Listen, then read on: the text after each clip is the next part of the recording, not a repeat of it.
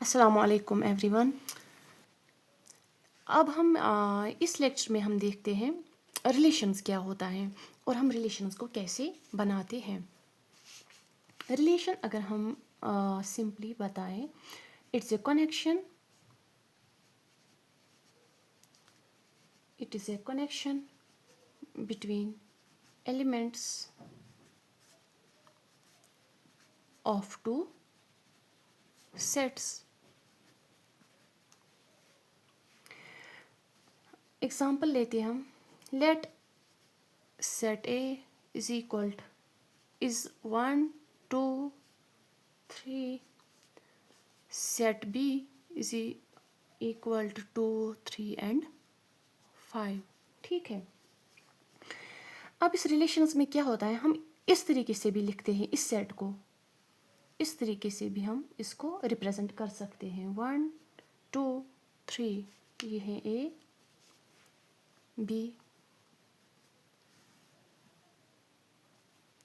2 3 and 5 हो गया ये यहाँ तक।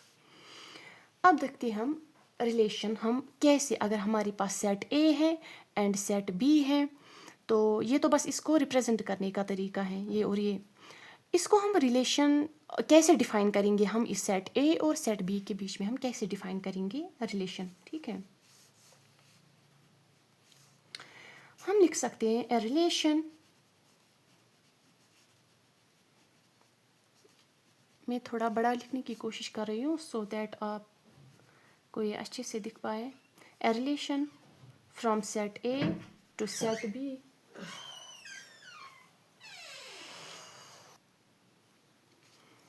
A relation from set A to set B is a connection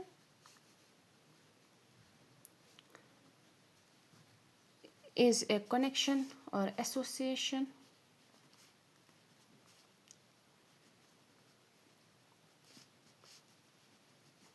between elements of set A and elements of set B। ठीक है, that is between x and y। अब आप बोलोगे x और y कहाँ से आ गया। ये सेट A है, ये सेट B है। सेट A में 1 2 3, सेट B में 2 3 5। लेकिन हम इसको ये x है, ये भी x है, इसको हम x वैल्यू कहते हैं। x का वैल्यू है 1 2 3, y का वैल्यू 2 3 5। सो ये सारे एलिमेंट्स क्या है, ये x है और ये क्या है, y है।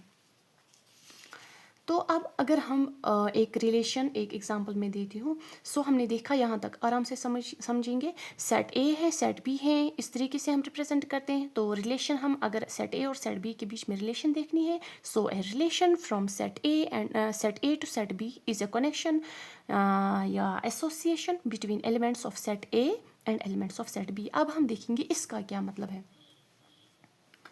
अब हम पहले एक रिलेशन बनाएंगे। If R1 is the relation, ये हम सबसे पहले अभी हम इंट्रोडक्शन ही देख रहे हैं, अभी हम सीख रहे हैं बाकी चीज़ें, ये टर्म्स क्या क्या आती हैं इसमें, रिलेशन क्या है। क्योंकि जब हम एक्सरसाइज करेंगे उसमें सिंपली देंगे हमें कोई रिलेशन, जब हमें पता ही नहीं है रिलेशन हम कहते किसको हैं, कैसे बनाते हैं, तो उसको हम सॉल्व कैसे करेंगे उस क्वेश्चन को। So it is very important कि हमें ये चीज़ें पहले से पता हों। हम ये थोड़ी सी एग्जांपल्स भी करेंगे सो दैट हमें ये अच्छे से क्लियर हो पहले ही। If R1 is the relation between set A and set B defined by, अब हम डिफाइन करेंगे किसी भी रिलेशन को, defined by x is less than y। तो बताइए रिलेशन आर क्या होगी इसकी। देखिए, ये हमें डेफिनेशन लिखी है रिलेशन की क्या होती है। अब हमने ये एक रिलेशन खुद ही बनाई। If R1 is the relation, ये हमने एक एग्जांपल सो दैट हम समझ सके कैसे बनाते हैं। If R1 is the relation between set A and set B defined by x is less than y। तो फिर हमें बताइए रिलेशन R1 क्या आएगी, यानी कि क्या कैसे बनेगी। वो ऐसे बन जाएगी। ये R1 relation is the set, ये बनेगा set of all those ordered pairs, ये बनेगा set of all those ordered pairs जो इस रूल को अप्लाई फॉलो करेंगे, जो इस रूल को फॉलो करेंगे।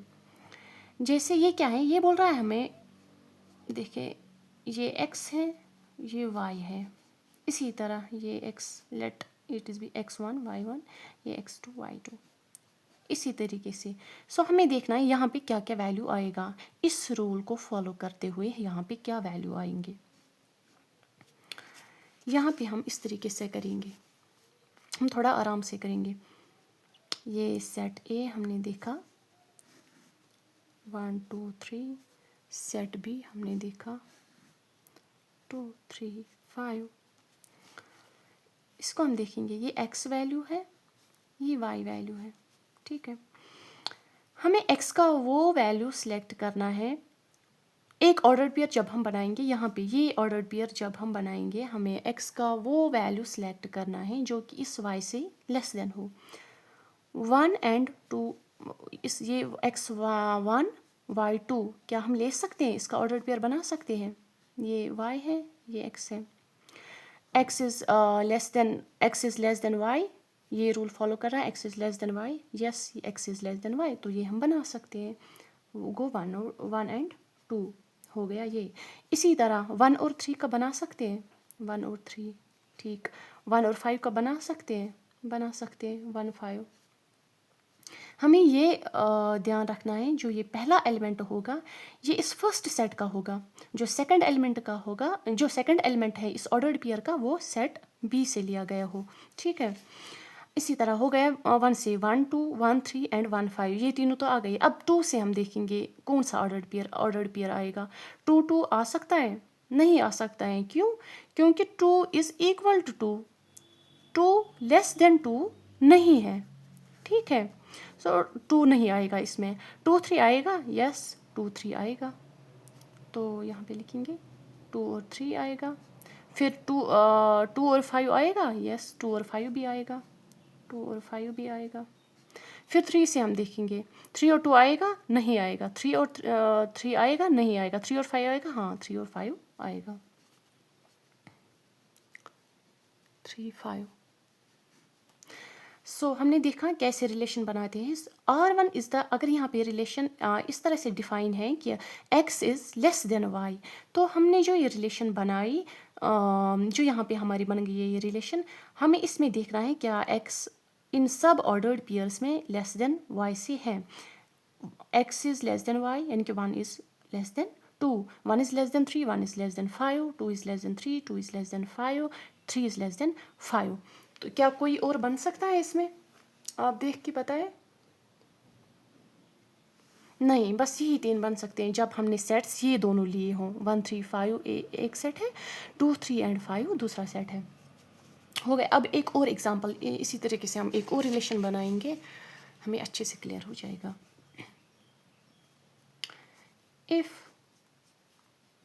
R2 is a relation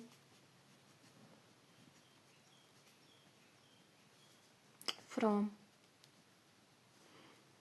set A to set B, define, इसको हम कैसे डिफाइन करेंगे? डिफाइंड बाय, अब हम लेंगे, यहाँ पे हमने लिया था x is less than y, बन गई थी एक रिलेशन हमने बनाई थी। यहाँ पे हम बनाएंगे दूसरे, यहाँ पे हम लिखेंगे defined by x is greater और इक्वल टू y, या x इज़ पहले हम x is equal to y करेंगे, हमें समझ आ जाए। x is equal to y, तो अब हमें इस रिलेशन पे नज़र रखनी है। ये क्या बोल रहा है, अब हमें बनानी है ये R2, हम बनाएंगे R2 क्या आएगा। हम इसी तरीके से बनाएंगे जैसे हमने यहाँ इस एग्जांपल में बनाया। 1 है, 2 है, 3 है, ठीक। दूसरा क्या है, 2 3 5, ये सेट A है, ये सेट B है। हमें इस तरीके से x और y के वैल्यू लेने हैं, उनका ऑर्डर्ड पेयर बनाना है कि x is equal to y। तो क्या वन वन का किसके साथ बन सकता है? 2 के साथ बन सकता है? नहीं। 3 के साथ बन सकता है? नहीं। 5 के साथ बन सकता है? नहीं बन सकता है। क्यों? x जो हम इसमें से लेंगे और y जो हम इसमें से लेंगे वो दोनों आपस में इक्वल होने चाहिए। x is equal to y. तो 1 का तो किसी के साथ नहीं बनेगा। 2 और 2 हम ले सकते हैं। 2 विद 2 ये एक ऑर्डर्ड पेयर बन गया।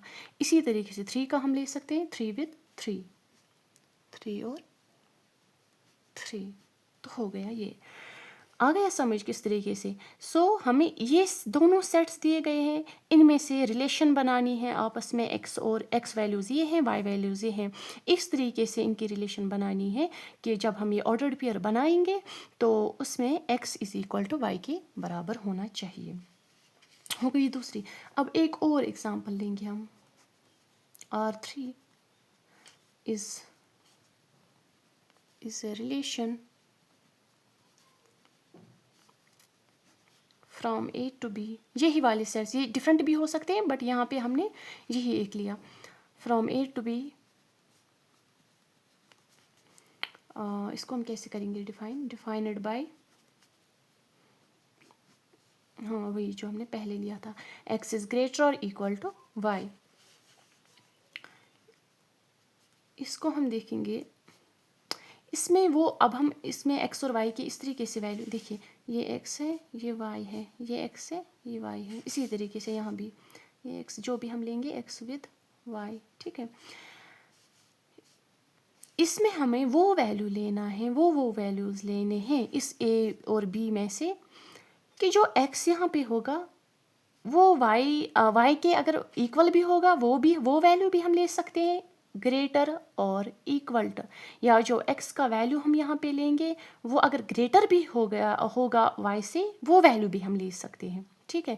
पहले तो हम इक्वल वाला वैल्यू लेंगे। कौन कौन सा जो भी हमने ऊपर भी लिया था, 2 and 2, 3 and 3, ये दोनों इक्वल है तो ये दोनों तो आएंगे 2 and 2, और क्या है 3, 3, और क्या वैल्यू, और ऐसा एक और ऐसा भी हमें वैल्यू देखना है जो x, जहाँ पे x ग्रेटर x क्या होगा greater than y, x is greater than y। तो अब हम यहाँ से देखेंगे, यहाँ से हम x कौन सा वैल्यू ले सकते हैं जो कि ग्रेटर देन y होगा। क्या 1 विद एक एक करके देखेंगे, 1 and 2 ये दो वैल्यू ले सकते हैं हम। क्या x ग्रेटर देन y है? नहीं है। सो ये वैल्यू हम 1 और 2 हम नहीं लेंगे। 1 विद 3 नहीं लेंगे, क्यों? x ग्रेटर देन y से नहीं है। 1 विद 5 हम ले सकते हैं? नहीं ले सकते हैं, क्योंकि 1 इज़ नॉट ग्रेटर देन 5। अब हम 2 का देखेंगे, 2 और 2 हम ले सकते हैं? नहीं ले सकते। 2 and 3 हम ले सकते हैं? ये भी नहीं ले सकते, because 2 is not greater than 3। 2 and 5 ले सकते हैं? नहीं ले सकते। अब रहता है हमारा 3 and 2, ये ग्रेटर देन है 2 से, ये x वैल्यू है, मैंने पहले ही बोला था ये x वैल्यू है। तो 3 and 2 अगर हम लेंगे तो 3 इज़ ग्रेटर देन 2, तो ये हम ले सकते हैं 3 and 2।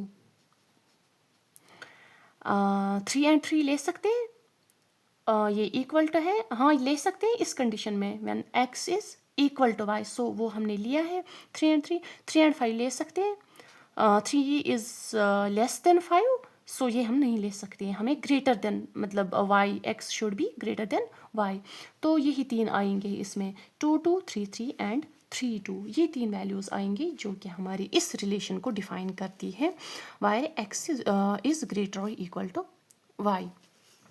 हो गया है यहाँ तक। अब एक और चीज़ आती है,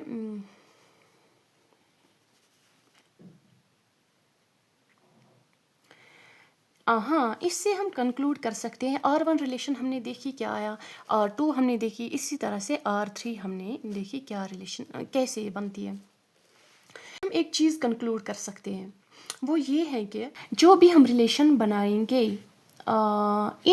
in what ever relation, in what ever way we define a relation,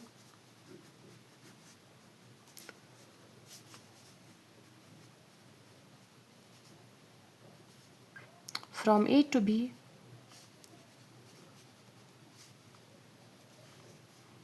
वो क्या आएगी, इट्स ऑलवेज, वो इसका सबसेट ही होगा, it is always a subset of A cross B. इसका मतलब हुआ अगर हम इन दोनों का क्रॉस प्रोडक्ट लें या कार्टेशियन प्रोडक्ट लेंगे, ए क्रॉस बी यानी कि कार्टेशियन प्रोडक्ट अगर हम इन दोनों का लेंगे, वो आएगा 1 से भी जो भी ऑर्डर्ड पेयर्स बनेंगे, ये 3 भी, 2 से भी बनेंगे ऑर्डर्ड पेयर्स, 3 से भी बनेंगे ऑर्डर्ड पेयर, जो कि हमने पहले वीडियो में बताया है कि हम कैसे बनाते हैं कार्टेशियन प्रोडक्ट। वो जो कार्टेशियन प्रोडक्ट हैं वो सारे सबसेट्स का एक ना यूनिवर्सल सेट होता है। वो आगे हम पढ़ेंगे एम्प्टी सेट्स क्या होते हैं, एम्प्टी रिलेशंस, यूनिवर्सल रिलेशंस वो क्या होते हैं, वो हम आगे पढ़ेंगे। तो यहाँ पे हम यहाँ जो भी हमने एक रिलेशन बनाई, दूसरी भी बनाई, तीसरी भी बनाई, इससे हम ये कंक्लूड कर सकते हैं जो भी हम रिलेशन बनाएंगे या बना सकते हैं वो ऑलवेज क्या हो सकता है, वो सबसेट ऑफ उस ए क्रॉस बी का कार्टेशियन प्रोडक्ट का वो सबसेट ही होगा, उससे ज़्यादा नहीं होगा। अब हमें देखना है नंबर ऑफ रिलेशंस और या नंबर ऑफ सबसेट्स हम कैसे निकालेंगे। Number of relations and number of, या हम वो सेकंड वीडियो में करेंगे, ठीक है। सो मैं यहाँ पे लिख के रखती हूँ। अब हम देखेंगे number of relations from set A to set B, या हम देखेंगे number of subsets, number of subsets of A cross B, वो हम नेक्स्ट वीडियो में इंशाल्लाह देखेंगे। बट आप पहले ज़रूर बताएं आपको ये समझ आ रहा है या कोई चेंज करने की ज़रूरत है, तो प्लीज़ कमेंट में बताएं। अल्लाह हाफिज़।